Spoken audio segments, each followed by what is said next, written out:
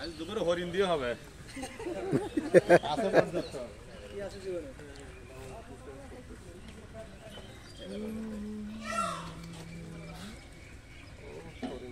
সুন্দরবন না গিয়ে সুন্দরবন এটা হলো সাভারের নীল কি এটা নীলা রিসোর্টস না, নীলা বর্ষা রিসোর্টস পিকনিক স্পট।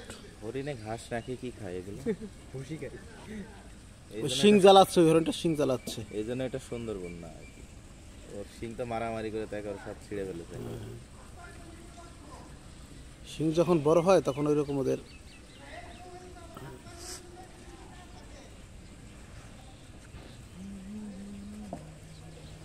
এই হরিণ নিয়ে কত গল্প পড়েছি আমরা।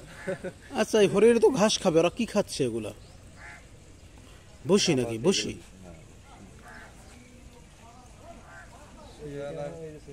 শিয়ালা হরিণ নিয়ে